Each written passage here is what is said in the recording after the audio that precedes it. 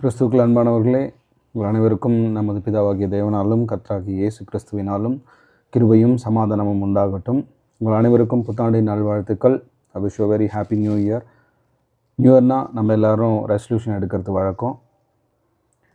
ரெசல்யூஷன்ஸில் இந்த வருஷம் நம்ம கர்த்தருக்குள்ளே இன்னும் நெருங்கி வளரணும் அப்படின்னு நீங்கள் ரெசல்யூஷன் எடுத்துருந்தீங்கன்னா ரொம்ப சந்தோஷம். இல்லைன்னா தயவு செஞ்சு அப்படி ஒரு ரெசல்யூஷனை எடுங்க. இந்த நேரத்தில் நான் உங்கள் கூட 2 வார்த்தைகளை பகிர்ந்து கொள்ள விரும்புகிறேன். முதலாவது வார்த்தை 2 கொரிந்தியர் 5:17, 2 Corinthians 5:17, chapter 5 verse 17. I read it for you. Therefore, if any person is in Christ அப்படின்னா ingrafted அப்படின்னு AMPC வெர்ஷனில் கொடுத்துருக்காங்க. Therefore, if any person is ingrafted in Christ,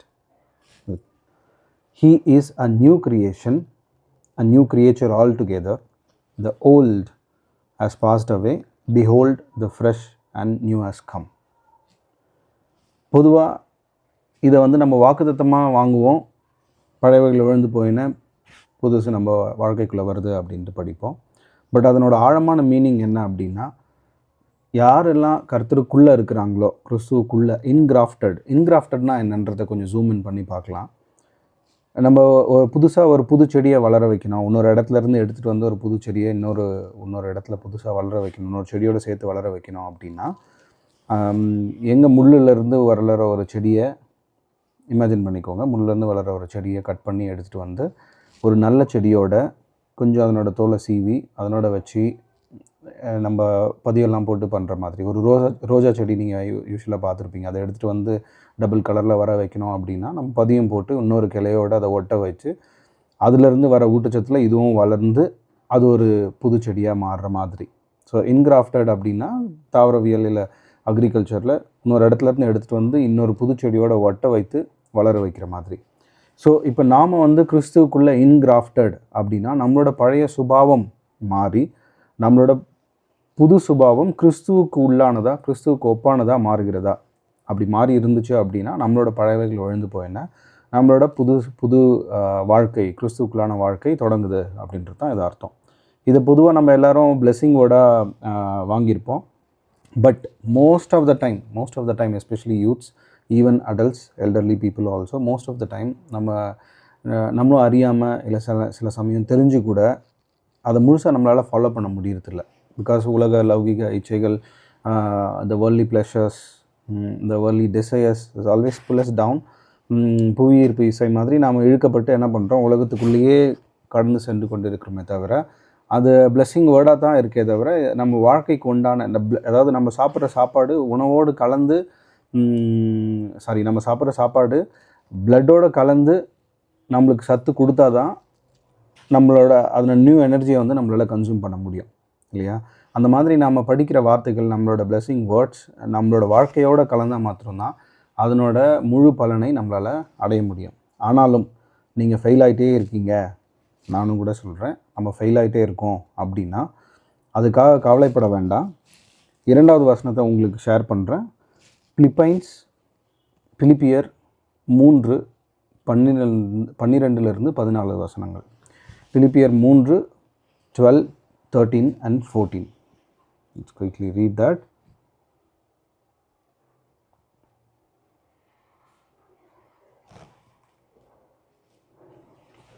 I don't mean that I am exactly what God wants me to be. I have not yet reached that goal. இதை நாம் வாசிக்கிற மாதிரி, அதாவது நமக்காக எடுத்துக்கொண்டு வாசிக்கலாம். But I continue trying to reach it and make it mine. That's what Christ Jesus wants me to do.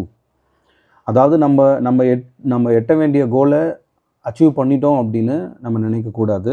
நம்மளால் முடியல, that's where we fail. But அதுக்காண்டி நம்ம சோர்ந்து போயிடவும் கூடாது. I continue trying to reach it and make it mind. நம்ம தொடர்ந்து முயற்சித்து அதை நமக்குண்டானதாக மாற்றிக்கொள்ளணும். அதுக்காக தான் கிறிஸ்து நம்மளை அவருக்குள்ளாக அழைச்சிருக்கிறாரு. It is the reason he made me his.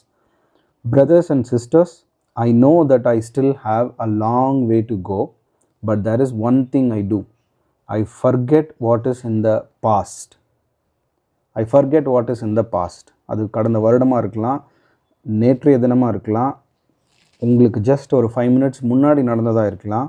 No matter what, the moment you come in to Christ with your true faith, ஏன்னா நம்மளோட கர்த்தர் நம்ம உள்ளத்துல ஆழத்தில் என்ன இருக்குன்றத அறியத்தக்கவர். நம்ம ஒரு ஸ்டேட்டஸ் கியூக்காகவோ இல்லை இட்ஸ் ஃபீல் குட் அப்படின்றதுக்காக இந்த கம்யூனிட்டிக்குள்ளே இருந்தால் நல்லாயிருக்கு அப்படின்றதுக்காகவோ கிறிஸ்டியனாக இருக்க முடியாது. அப்படி இருந்தாலுமே அதில் பிரயோஜனம் எதுவுமே இல்லை. So we need to feel it. நம்மளோட ஆழ்ந்த மனசில் கிறிஸ்துவுக்காக நாம் வரணும் அப்படின்றத நம்ம உணரணும். So I still have long way to go, but there is one thing I do. I forget what is in the past and try as hard as I can to reach the goal before me. I keep running hard toward the finish line to get the prize that is mine, because God has called me through Christ Jesus to life up there in heaven. கிறிஸ்துவுக்குள்ளாக நமக்காக அவரோட வாழ்வதற்கு நமக்காக தெரிந்து கொள்ளப்பட்ட குறிக்கோளை நோக்கி, அந்த கோலை நோக்கி நம்ம கண்டினியூஸாக முயற்சி எடுத்து ஓடிட்டே இருக்கணும். நம்ம ரன்னிங் ரேஸில் இருக்கிறப்ப கீழே விழுந்தோம் அப்படின்னா அங்கேயே படுத்துக்கிறது இல்லை, திரும்பி எழுந்து ஓடுவோம். எத்தனை முறை விழுந்தாலும் திரும்பி ஓடிட்டே இருப்போம். ஒரு சின்ன கதை மாதிரி நான் சொல்கிறேன். இப்போ நம்ம வளர்கிற, அதாவது நம்ம ஒரு செடின்னு நினச்சிக்கலாம். நம்ம ஒரு செடியை பிடிச்சிட்டு நம்ம வளர்கிறோம். நம்ம பக்கத்தில் இன்னொரு அழகான ஒரு செடி வளர்ந்துட்டு வருது. நம்மளுக்கு ஒரு எண்ணம் வருது, ஓ அந்த செடி ரொம்ப அழகாக இருக்குது, நாம் ஏன் அதை பற்றி வளரக்கூடாது, அதை பிடிச்சிட்டு வளரக்கூடாது அப்படின்னு சொல்லி அதை பிடிக்க நம்ம ட்ரை பண்ணுறோம். அதை பிடிக்க ட்ரை பண்ணுறப்ப அதுலேருந்து முள் வளர்ந்து நம்ம கையை குத்திருச்சுன்னு வச்சுக்கலாம். இப்போ அதுலேருந்து நம்ம வெளியே வரவும் முடியல. அது நல்லா இருக்குன்னு அதை பிடிச்சி பார்த்தோம். ஆனால் அதுலேருந்து முள் நம்மளை குத்தி அதிலே நம்மளை ஒட்ட வச்சிருச்சு. இப்போ திரும்பி நம்ம கிரைஸ்டுக்குள்ளே வரணும் அப்படின்னா it is painful. they are not able to come out of it. இருந்தாலுமே கிறிஸ்துவின் உதவியோடு இந்த இன்கிராஃப்டட் நம்ம படித்த மாதிரி கிரைஸ்ட் நம்மளை அந்த செடியிலேருந்து எடுத்து அந்த முட்காயங்கள், அந்த தோன்ஸ் எல்லாம் எடுத்து போட்டு முட்காயங்களை ஆற்றி அவரோடு நம்மளை ஒட்ட வச்சு நம்மளுக்கு ஒரு நாள் வாழ்வை தர எப்போவுமே தயாராக இருக்கிறார். ஆனால் அதை விட்டுட்டு, அது வலிக்கும் இருந்தாலும் அதை விட்டுட்டு நம்ம கிரைஸ்டுக்குள்ளே வரத்துக்கு தயாராக இருக்குமா? இன்னும் கர்த்தருக்குள்ளே நெருங்கி வளர்கிறதுக்கு தயாராக இருக்குமா? அவரை பிடிச்சிக்கொட்டு அவர்கிட்டேருந்து சக்தியை வாங்கி ஒரு நாளையும் அவரோட கிரேஸில் நடத்துகிறதுக்கு நம்ம தயாராக இருக்குமா? அந்த ரெசல்யூஷனை இந்த வருஷம் எடுக்கணும். உங்களுக்கு மாத்திரம் இல்லை, எனக்கு மாத்திரம் இல்லை, நம்ம எல்லாருக்குமாகவும் கர்த்தர் அவரோட கிருபையை அளித்து அவருக்குள்ள புதிதானவர்களாக நாம் வளர அருள் செய்வாருன்னு நம்ம பிரார்த்திக்கலாம்.